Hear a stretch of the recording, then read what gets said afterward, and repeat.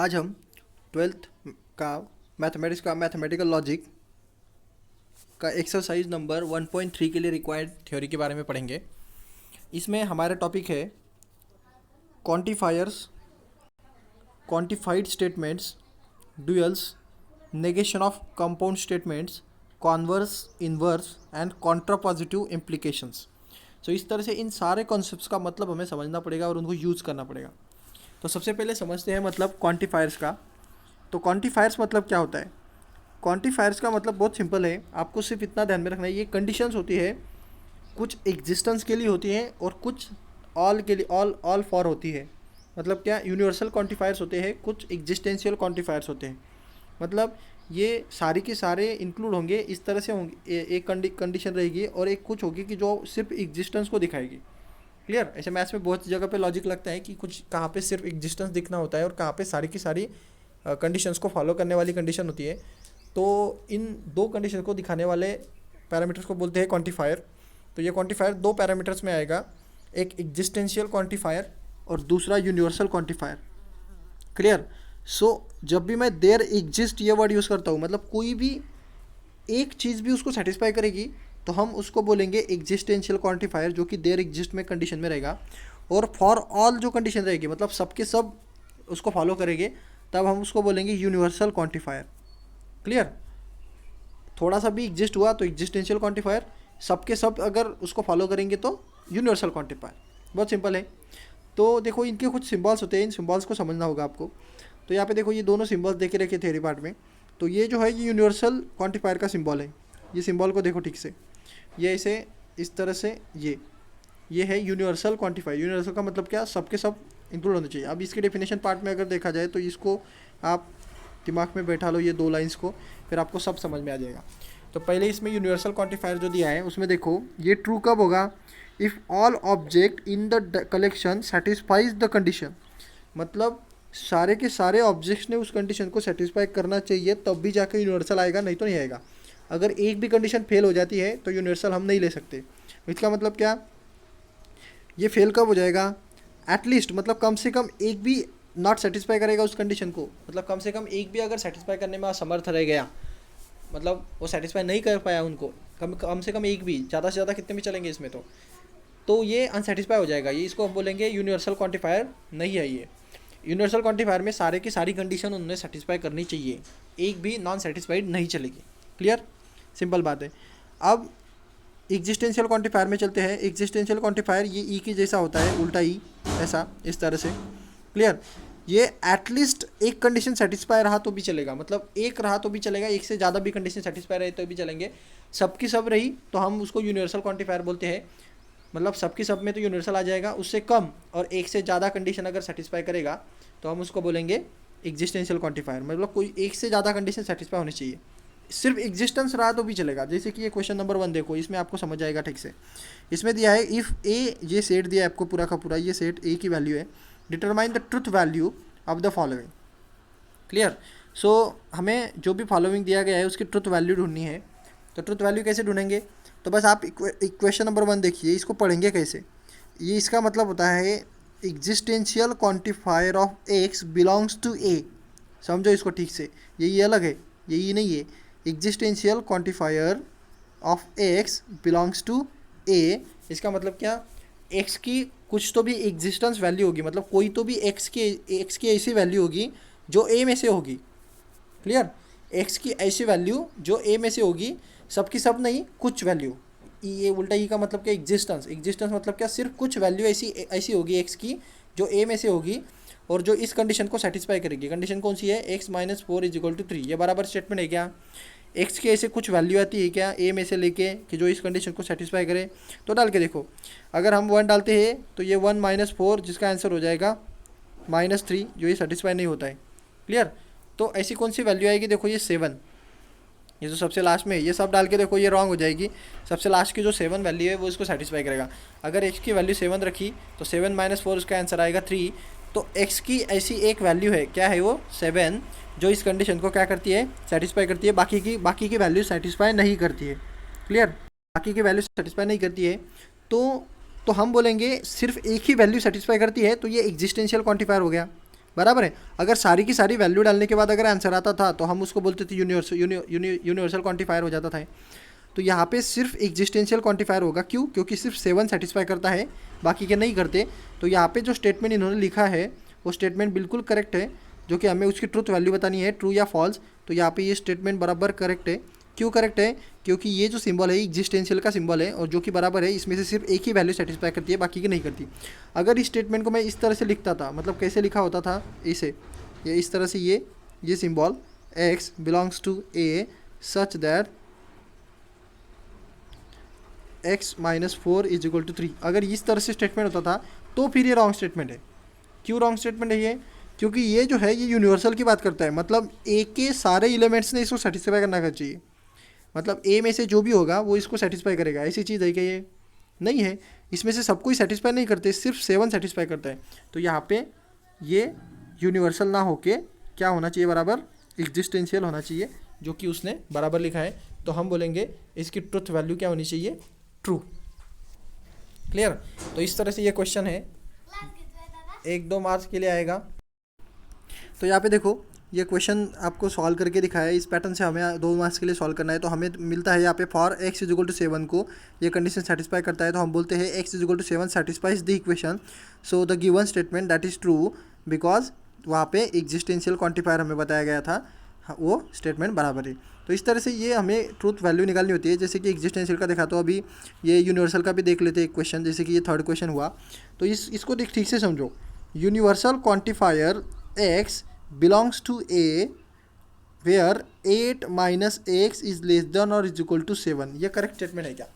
देखो, a में से x की वैल्यू ऐसी, मतलब सारी, इसका मतलब यूनिवर्सल का मतलब क्या? सारी की सारी वैल्यू।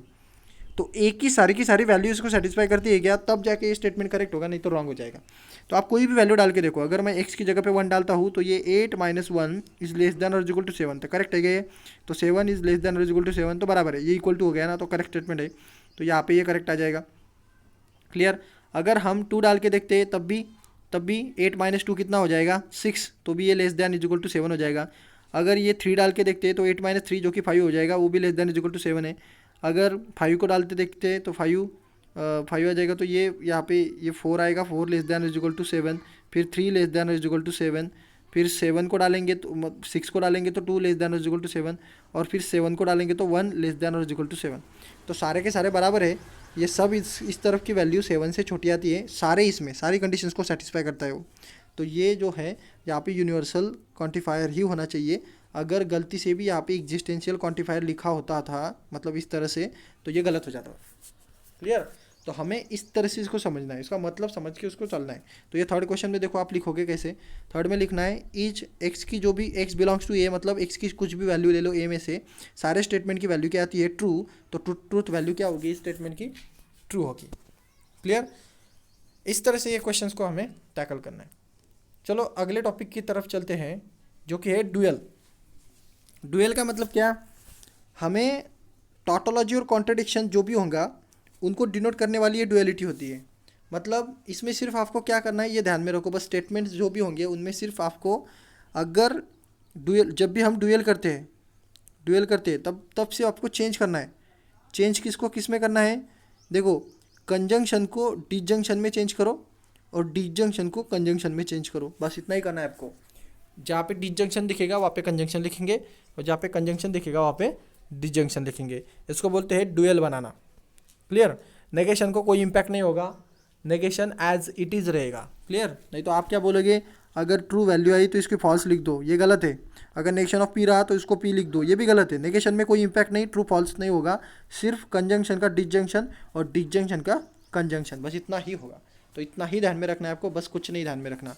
तो चलो हम एक आध क्वेश्चन यहाँ पे देख लेते हैं। तो देखो इस क्वेश्चन को देखो, अब यहाँ पे क्या है, right the dual of each of the following, तो सिर्फ आपको डुअल लिखना है। तो ये क्वेश्चन में ये क्या था, यहाँ पे कंजंक्शन था, डिजंक्शन था, यहाँ पे डिजंक्शन है, यहाँ पे डिजंक्शन है, यहाँ पे डिजंक्शन है। तो सारे डिजंक्शन है, सारे के सारे डिजंक्शन क्या हो जाएंगे? कंजंक्शन हो जाएंगे। बाकी कुछ भी चेंज नहीं करना आपको, सिर्फ आपको डिजंक्शन को कंजंक्शन, कंजंक्शन को डिजंक्शन, इतना ही करना है। ना नेगेशन चेंज करना है ना कोई। तो यहाँ पे क्या हो जाएगा, पी डिजंक्शन हो जाएगा क्यू, डिजंक्शन हो जाएगा आर इज इक्वल टू ये पी डिजंक्शन हो जाएगा ये इन ब्रैकेट क्यू, डिजंक्शन हो जाएगा आर। तो ये आंसर होना चाहिए जो कि आपको दिख रहा होगा, देखो ये यहाँ पे आंसर है। क्लियर। सो सिर्फ कंजंक्शन डिजंक्शन डिजंक्शन कंजंक्शन। अगर नेगेशन का एक क्वेश्चन लिया जाए तो नेगेशन में भी कोई चेंज नहीं होगा। ये क्वेश्चन में भी देखो नेगेशन में कोई चेंज नहीं होगा, यहाँ पे सिर्फ कौन चेंज होगा, ये कंजंक्शन डिजंक्शन कंजंक्शन डिजंक्शन, सिर्फ इनको देखो आप, इनकी इनकी तरफ देखो जो आंसर में आएगा। देखो ये आंसर है, ये जो कंजंक्शन था ये डिजंक्शन हो गया, ये जो कंजंक्शन डिजंक्शन था वो कंजंक्शन हो गया, ये जो कंजंक्शन था वो डिजंक्शन हो गया, ये जो डिजंक्शन था वो कंजंक्शन हो गया, बाकी एज इट इज़ है। क्लियर।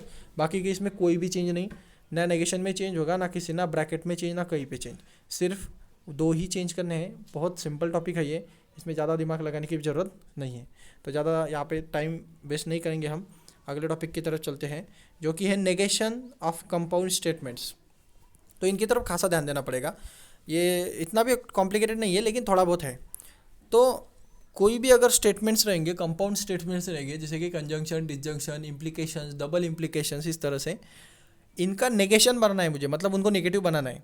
तो स्टेटमेंट में तो हम नॉट डाल के उनको नेगेटिव बना देते हैं, लेकिन अगर हम ऐसे मतलब ऐसे वर्ड्स में तो हम नॉट डाल के नेगेटिव बना देंगे, लेकिन अगर ये लॉजिकल स्टेटमेंट्स रहेंगे तो उनको कैसे नेगेशन बनाएंगे, तो उनके कुछ रूल्स है, वो सिर्फ रूल्स आपको ध्यान में रखना है और कुछ नहीं ध्यान में रखना। क्लियर। तो रूल्स की तरफ चलो। तो पहला रूल देखते हैं, अगर हमें नेगेशन बनाना है कंजंक्शन का, कंजंक्शन का नेगेशन मतलब हमें किसका नेगेशन बनाना है, ये देखो ये negation of P conjunction Q का नेगेशन बनाना है। ये बाहर की तरफ देखो ये साइन दिख रहा है नेगेशन, तो इस तरह से। तो इसका नेगेशन किस तरह बनता है, तो इसका नेगेशन क्या लिखेंगे हम, नेगेशन लिखने का बहुत सिंपल तरीका है, ये पी को भी नेगेशन दो, ये क्यू को भी नेगेशन दो, और ये कंजंक्शन का क्या कर दो, डिसजंक्शन। तो क्या हो जाता है, देखो negation of P disjunction negation of Q, समझा। ये किसका बना, negation of P conjunction Q का, ये इसका बराबर है।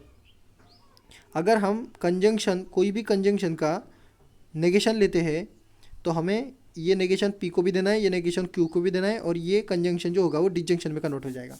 बस इतना ही ध्यान में रखो, कंजंक्शन दोनों को दे, नेगेशन दोनों को दे दो और कंजंक्शन का डिसजंक्शन कर दो। यही प्रोसीजर डिसजंक्शन के लिए भी होगी। डिसजंक्शन में क्या होगा, डिसजंक्शन का कंजंक्शन हो जाएगा, बराबर है।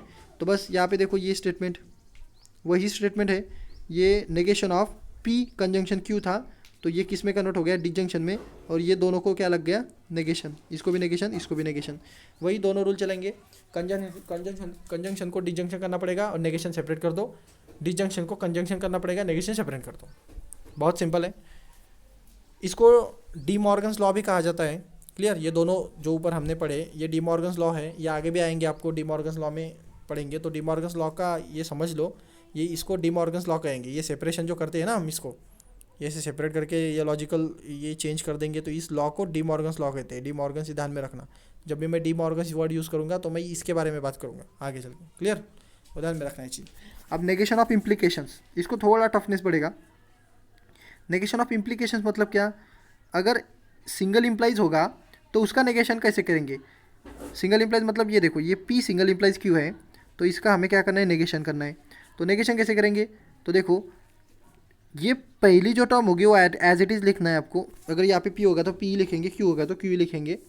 ये सिंगल इम्प्लाइज का कंजंक्शन बनाना है, और ये नेगेशन जो है वो सेकंड वाले को देना है, मतलब क्या, नेगेशन ऑफ क्यू। ठीक है, ठीक से समझे। पहली term as it is, single implies का कंजंक्शन, और नेगेशन जो होगा वो दूसरे वाले को मिलेगा। क्लियर। तो इस तरह से अगर मैं इसमें थोड़ा सा चेंज कर दूँ, मतलब यहाँ पे बना दूँ, देखो ये मुझे नेगेशन करना है क्यू सिंगल इम्प्लाइज पी का, तो क्या होगा, ये पहला एज इट इज़, बराबर है, ये सिंगल इम्प्लाइज की साइन की जगह पे कंजंक्शन, और ये नेगेशन किसको मिलेगा, पी को, तो ये नेगेशन ऑफ पी इस तरह से मिलेगा। बस हमारा प्रोसीजर वही होगा, पहला as it is single implication की जगह पे कंजंक्शन, और दूसरे वाले को नेगेशन। क्लियर। ये होगा हमारा इम्प्लीकेशंस का नेगेशन बनाना, सिंगल इम्प्लीकेशन का नेगेशन बनाने की प्रोसीजर। इसको आपको पैटर्न के फॉर्म में याद रखना है। अगर ये पैटर्न आपको याद नहीं रहेंगे तो फिर क्वेश्चन नहीं आएंगे। तो बहुत सिंपल भाषा में समझा रहा हूँ इसको, बहुत शॉर्ट में, अच्छे से। क्लियर। चलो आगे चलते हैं। Negation of by conditional. By conditional में क्या मतलब, डबल इम्प्लाइज होगा।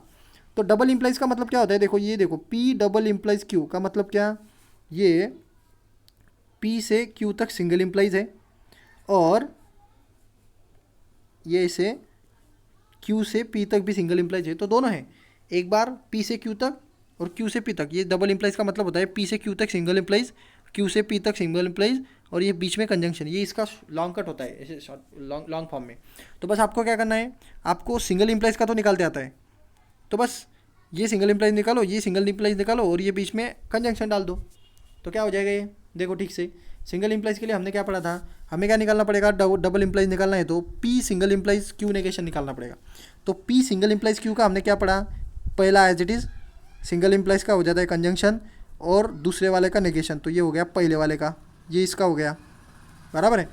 फिर हमने देखा ये बीच में जो आएगा कंजंक्शन, वो कंजंक्शन रहेगा, ये इसका फुल फॉर्म है डबल इम्प्लाइज का, ये पूरा का पूरा उसको हम सॉल्व कर रहे हैं। फिर हम ये अगला वाला ब्रैकेट सॉल्व करेंगे जो कि ये है, तो ये वाला ब्रैकेट क्या रहेगा, ये वाला ब्रैकेट होगा Q सिंगल इम्प्लाइज P, तो मैंने क्या बोला, पहला एज इट इज़ मतलब Q, सिंगल इम्प्लाइज का मतलब कंजंक्शन और P का मतलब नेगेशन मिलेगा इसको, तो ये मिलेगा नेगेशन ऑफ P। तो हमें क्या मिला, देखो ये पूरी की पूरी टर्म मिली जो कि हमारा डबल इम्प्लीकेशंस होगा। क्लियर, तो यहाँ पे आपको दिख रहा होगा ठीक से, ओके समझ में आ गया। इसको क्या करना है, सिंगल इम्प्लीकेशंस में फॉर्म करना है उस डबल इम्प्लीकेशंस को, और बस सिंगल इम्प्लीकेशंस के रूल्स लगा के उसको सिंप्लीफाई करना है, तो कोई दिक्कत नहीं आनी चाहिए यहाँ पे। अब हमने 4 कंडीशंस पढ़ी थी, चारों कंडीशंस एक बार रिवाइज कर लेता हूँ तो फिर दिक्कत की बात नहीं रहेगी ज़्यादा, है ना। तो यहाँ पे देखो, अगर हम चारों कंडीशंस को लेते हैं ठीक से तो हमें क्या मिलेगा, तो देखो सबसे पहली कंडीशन थी negation of P conjunction Q, इसका नेगेशन कैसे करेंगे, तो हमने क्या बोला था, नेगेशन ऑफ P कर दो, ये कंजंक्शन का क्या हो जाएगा, डिजंक्शन हो जाएगा, नेगेशन ऑफ Q कर दो, बराबर है, नेगेशन ऑफ Q कर दो। हमने दूसरा रूल पढ़ा negation of P disjunction Q, तो क्या यही है, नेगेशन ऑफ P कर दो, डिजंक्शन का कंजंक्शन हो जाएगा, नेगेशन ऑफ Q कर दो, बराबर है। फिर हमने पढ़ा single implies, negation of P single implies Q, इसका थोड़ा हटके था, इसका था पहला एज इट इज़ लिखो, सिंगल इम्प्लाइज का कंजंक्शन लिखो और दूसरे वाले को नेगेशन दे दो, बराबर है। फिर हमने देखा negation of P double implies Q, ये डबल इम्प्लाइज Q का मतलब समझ लो, इसी को हम इस ऐसे भी लिख सकते हैं, नेगेशन ऑफ, ये इसका मतलब क्या होता है, देखो P single implies Q conjunction negation of Q single implies P, ये इसका मतलब होता है, इसको ध्यान में रखो, ये उल्टा करके। तो इसको सिंप्लीफाई करेंगे हम, देखो ये सिंगल इम्प्लाइज Q का मतलब होता है ये ऊपर वाला, तो देखो ये आपको पता है P conjunction negation of Q, इन दोनों के बीच में डिजंक्शन है, कंजंक्शन है। फिर बाद में Q सिंगल इम्प्लाइज P, तो Q का मतलब पहला as it is single implies का मतलब कंजंक्शन नेगेशन ऑफ P, तो ये स्टेटमेंट, तो ये चारों को नेगेशन कैसे बनाना है ये हमने पढ़ लिया। क्लियर, तो ये पूरा का पूरा आपको ध्यान में रखना है ठीक से, ओके। तो चलो अगले कॉन्सेप्ट की तरफ चलते हैं। अगला जो कॉन्सेप्ट है वहाँ पे हमें कॉन्वर्स, इन्वर्स एंड कॉन्ट्रापॉजिटिव इसके बारे में पढ़ना है। तो कॉन्वर्स, इन्वर्स और कॉन्ट्रापॉजिटिव इसको कैसे बनाएंगे, तो बस बहुत सिंपल थ्योरी है इसका, 3 सेंटेंस में ये भी ख़त्म हो जाता है। तो इसके मीनिंग्स और ये वर्ड्स इससे आपको रिलेट करना है। तो देखो ये जो 3 लाइंस आपको दिख रही है यहाँ पे, ये पूरा टॉपिक है ये। अगर मैं किसी इसको कॉन्वर्स कहता हूँ, कॉन्वर्स का मतलब क्या, अगर ये P सिंगल इम्प्लाइज Q है, इसका मुझे क्या बनाना है, कॉन्वर्स बनाना है। तो P single implies Q, converse का मतलब उल्टा करो, तो हम इसको कैसे लिखेंगे, Q सिंगल इम्प्लाइज P, मतलब किससे, Q single implies P, P single implies Q को Q सिंगल इम्प्लाइज P लिखेंगे, बस ये कॉन्वर्स हो गया, बराबर है।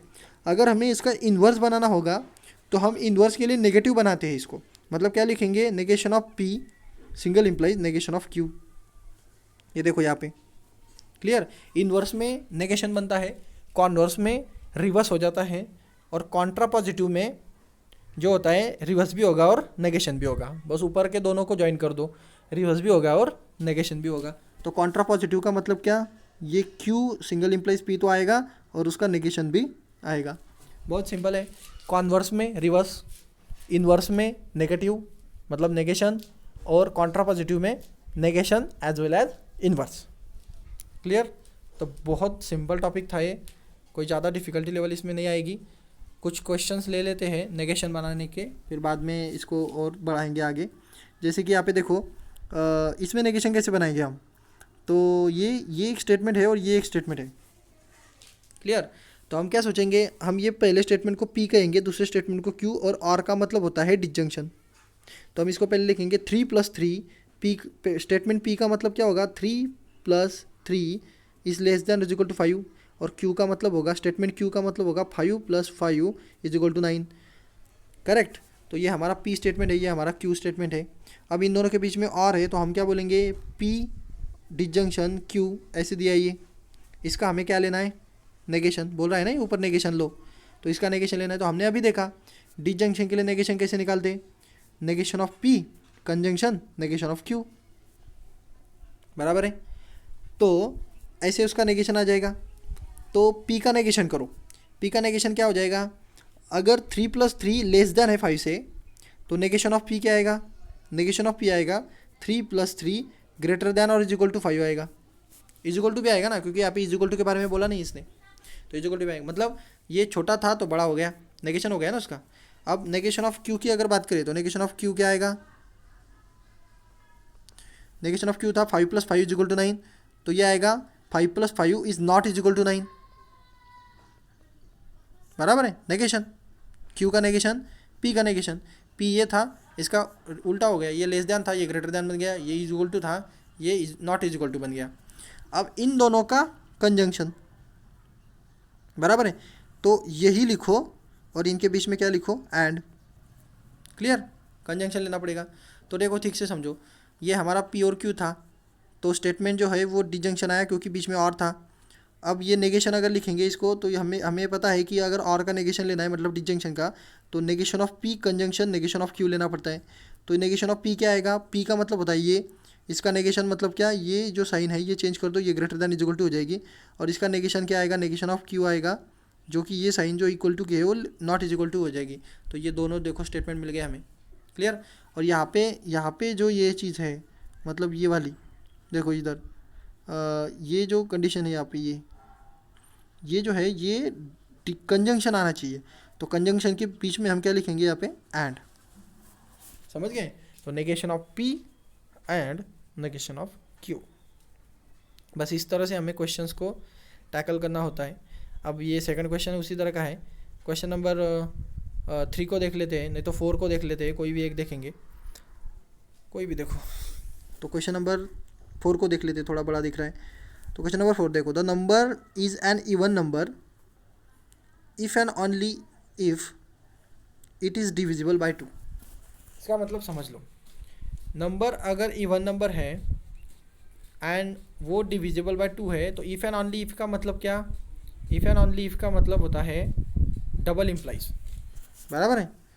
इफ़ एंड ओनली इफ कब यूज़ करोगे तुम, ये कब यूज़ होता है, डबल इम्प्लीकेशंस के लिए। If and then single implication के लिए। ओके। तो ये डबल इम्प्लीकेशंस आएगा, तो हम यहाँ पे दो स्टेटमेंट लिखेंगे, पहले पी और क्यू। तो इसमें क्या है, नंबर इज़ इवन नंबर, ये पी स्टेटमेंट है, and it is divisible by 2, ये क्यू स्टेटमेंट। तो ये पी स्टेटमेंट, ये क्यू स्टेटमेंट, और इनके बीच में डबल इम्प्लीकेशंस। क्लियर, बहुत सिंपल है। तो चलो हम सॉल्यूशन की तरफ चलते हैं इसका। तो देखो, अगर हमने इसका सॉल्यूशन देखा, तो स्टेप बाय स्टेप आपको इस तरह से लिखना है इसको। तो हम बोलेंगे ये let P the number is an even number, let Q the number is a divisible by 2।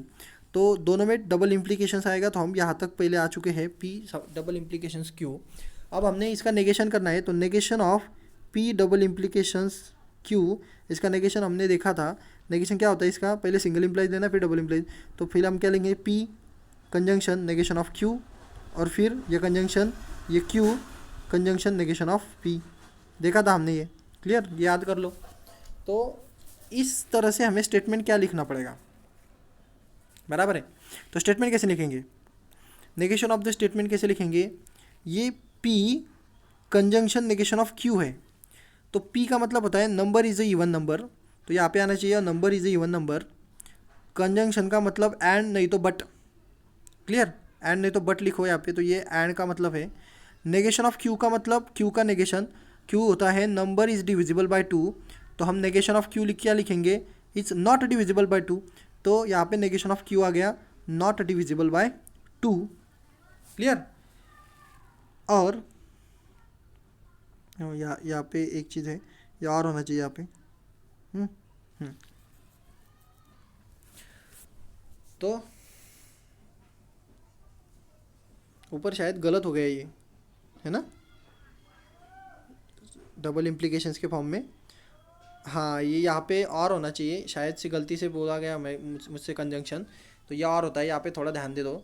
Double implications की कंडीशन में यहाँ पे बीच में और होता है, मतलब और का मतलब क्या, डिजंक्शन होता है, ध्यान देना इसकी तरफ। तो ये डिजंक्शन होता है। तो चलो हम कहाँ पे थे, हम यहाँ पे थे, ये स्टेटमेंट की तरफ।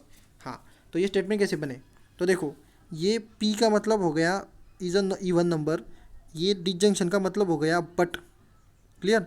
ये नेगेशन ऑफ Q का मतलब हो गया, Q का मतलब होता है डिविजिबल बाय 2, तो नॉट डिविजिबल बाय 2, बराबर है। ये नेगेशन ऑफ Q है यहाँ पे। अब जो बचा अगला वाला, ये डिजंक्शन है, बराबर है, तो डिजंक्शन है तो हमको और डालना पड़ेगा, क्लियर। अब ये Q आएगा, तो Q क्या है, नंबर इज डिविजिबल बाय 2, तो और a number is divisible by 2।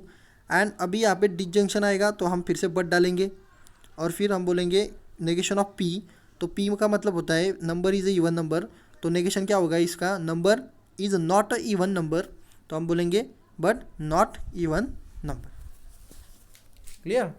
सो ये स्टेटमेंट को बस इलाबरेट करो वर्ड्स में, तो बस इतना ही होता है इसमें, और कोई दिक्कत नहीं आनी चाहिए। अगर डाउट्स आए तो और एक एग्जांपल ले लेते हैं इसका, जैसे कि क्वेश्चन नंबर 3 में दिया गया है हमें, the number is neither odd nor perfect square, clear. तो पहले हम क्या बोलेंगे, नाइदर नॉर की अरेंजमेंट है, तो हम हमारा स्टेटमेंट क्या होगा, नंबर एक ऑड है और नंबर एक परफेक्ट स्क्वायर है, क्लियर। अब ये नाइदर नॉर की अरेंजमेंट है, तो इसका मतलब क्या, negation of P, negation of Q, ये स्टेटमेंट है। ये नाइदर ऑड का मतलब क्या, negation of P, neither nor perfect का मतलब क्या, नेगेशन ऑफ Q, और इन दोनों के बीच में डिजंक्शन, क्लियर। तो ये स्टेटमेंट हमें बना गया। अब इसका हमें नेगेशन लेना होगा, ये हमारा एक्चुअल में स्टेटमेंट है, ये जो बनाया गया है ना, ये स्टेटमेंट का मतलब ये है। अब इसका नेगेशन लेंगे तो ये नेगेशन आ जाएगा। अब देखो, हम जब भी डिजंक्शन का नेगेशन लेते हैं, डिजंक्शन का मतलब कंजंक्शन का, तो क्या होता है, इसको नेगेटिव आते हैं, ये नेगेटिव हो जाते हैं, और ये कंजंक्शन डिजंक्शन में चेंज हो जाता है। हमने देखा था ना, P कंजंक्शन Q, तो इसका नेगेशन क्या होता है, नेगेशन ऑफ P कंजंक्शन का डिजंक्शन होता है, और ये नेगेशन ऑफ Q आता है। तो बस हम क्या करते हैं, इसका नेगेशन ले लेते हैं। तो यहाँ पे देखो, ये ऑलरेडी नेगेटिव था, तो ये फिर से नेगेटिव होगा तो पॉजिटिव हो जाएगा, तो ये पॉजिटिव हो गया, और ये कंजंक्शन का डिजंक्शन हो गया, समझ गए।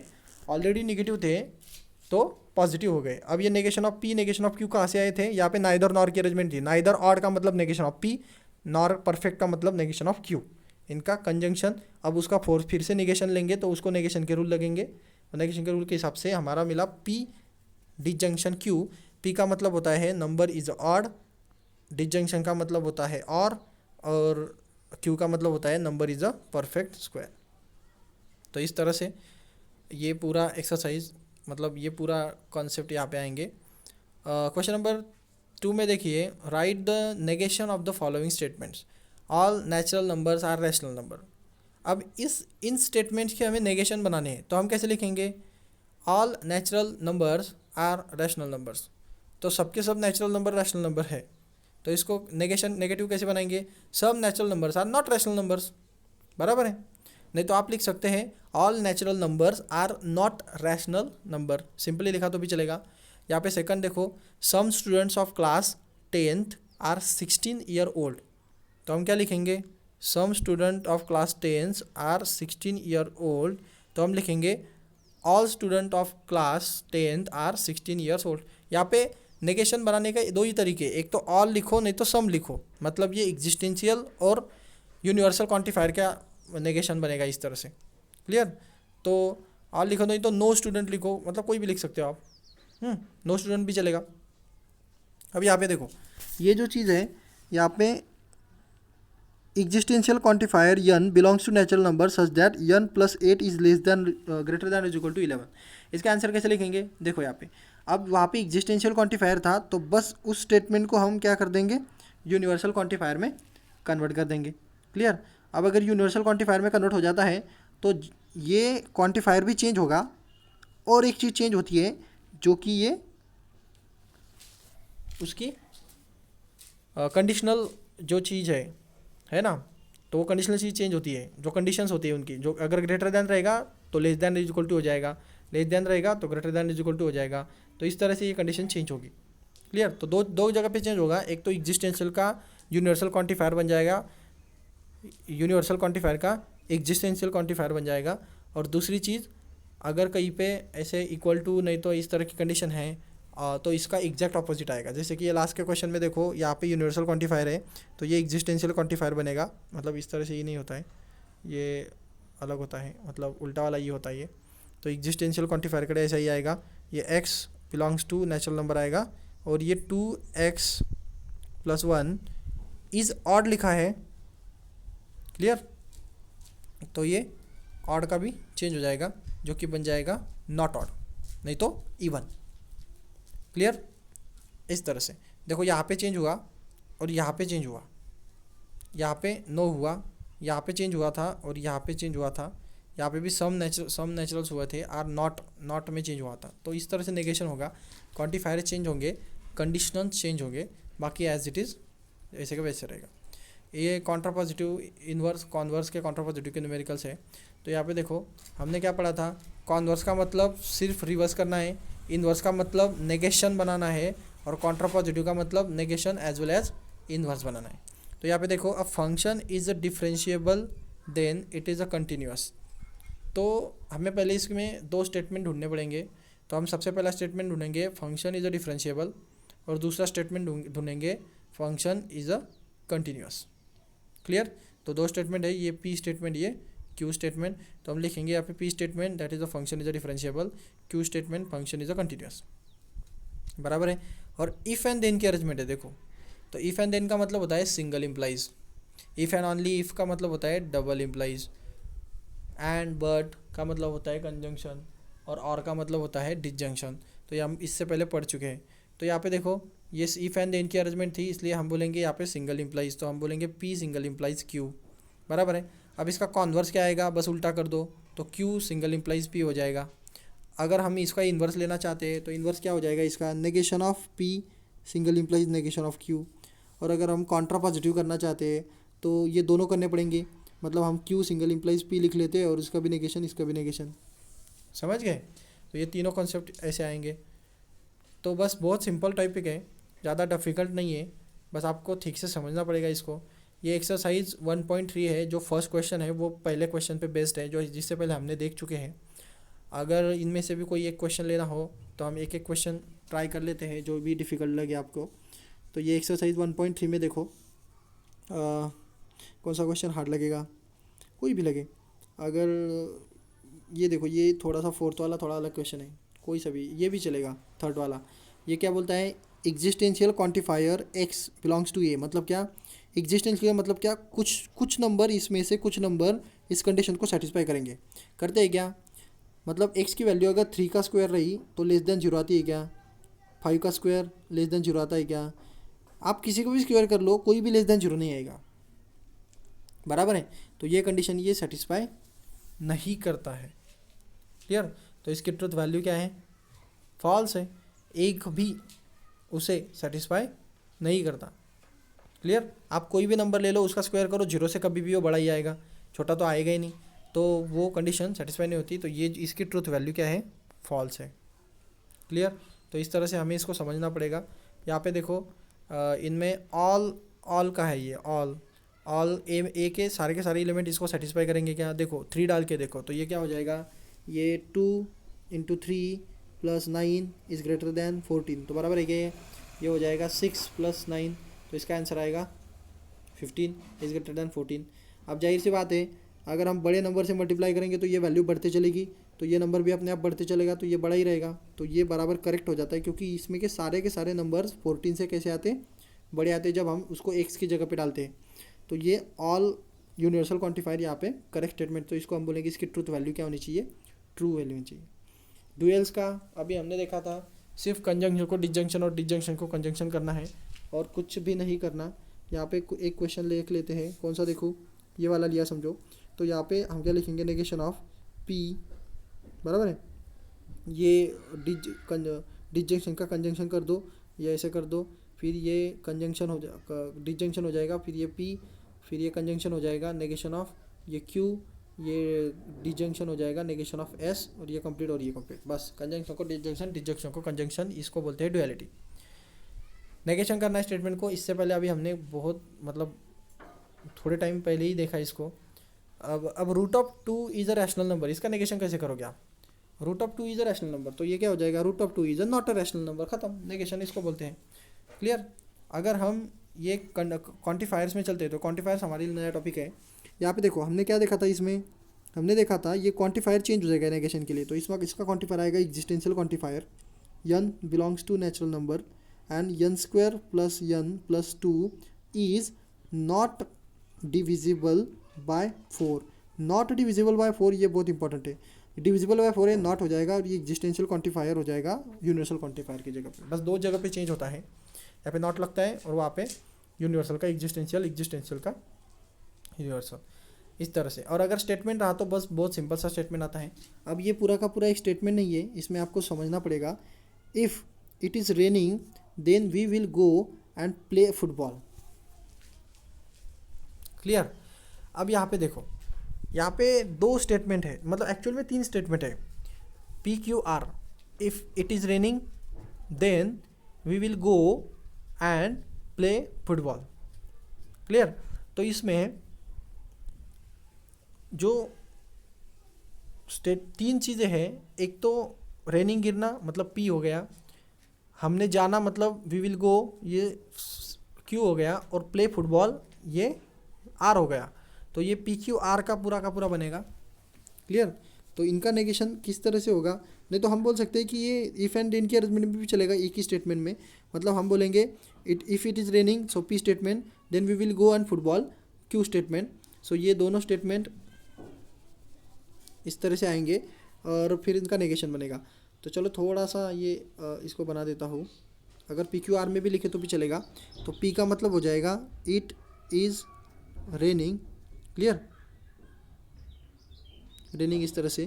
Q का मतलब हो जाएगा वी विल गो, और R का मतलब हो जाएगा वी प्ले फुटबॉल। क्लियर? सो देखो इफ़ एंड देन की अरेंजमेंट है P और Q और R के एंड में। अब यहाँ पे एंड है तो मतलब क्या, Q कंजंक्शन R ये तो है ही, और ये सिंगल इम्प्लाइज होगा। इफ़ एंड देन की अरेंजमेंट है किसके साथ? P के साथ। अब इसका हमें क्या लेना है? नेगेशन। बराबर है? तो नेगेशन लेने के मैंने क्या बोला था? पहला एज इट इज़, यहाँ पे कंजंक्शन और इसका नेगेशन। तो ये क्या बनेगा? देखो पहला एज इट इज़ मतलब क्या, ये P एज इट इज़ रहेगा, कंजंक्शन होगा, negation of Q conjunction R हो जाएगा। अब थोड़ा इसको सिंप्लीफाई कर लो, तो ये P कंजंक्शन, ये नेगेशन इसको भी और इसको भी मिलेगा, और यहाँ पे डिजंक्शन आ जाएगा, तो ये मिलेगा negation of Q disjunction negation of R। तो ये उसका फाइनल आंसर होना चाहिए। क्लियर? तो इस तरह से एक क्वेश्चन बनेगी 3 स्टेटमेंट के लिए। हमने पहले सिंगल इम्प्लाइज कंडीशन लगाई, फिर वो जो नेगेशन आया, फिर वो कंजंक्शन को नेगेशन बनाने का कंडीशन लगाया और उसको सॉल्व किया। तो इस तरह से ये क्वेश्चन सॉल्व होंगे। यहाँ पे कॉन्वर्स, इन्वर्स और कॉन्ट्रापॉजिटिव ये भी हम पहले देख चुके हैं, बस इनको इसी तरह से सॉल्व करना है हमें, कोई दिक्कत नहीं। तीनों के तीनों हर एक के लिए निकालने पड़ते हैं। अगर मैं कोई एक बता दूँ आपको तो आसान रहेगा। जैसे कि क्वेश्चन नंबर 1 बता देता हूँ। If x is less than y then x square is less than y square, x and y are real numbers.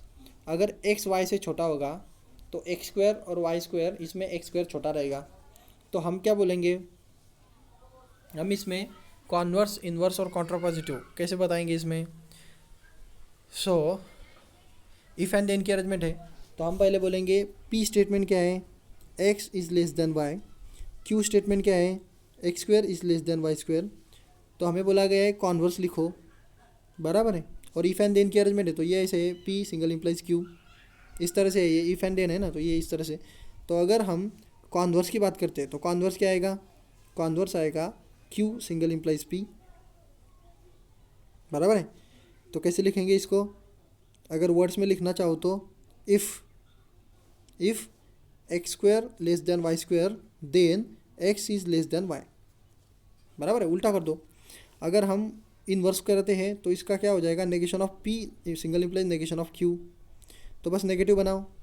If x is greater than y then x square is greater than y square. Less than थे तो greater than हो गए क्योंकि हमने negative बनाए।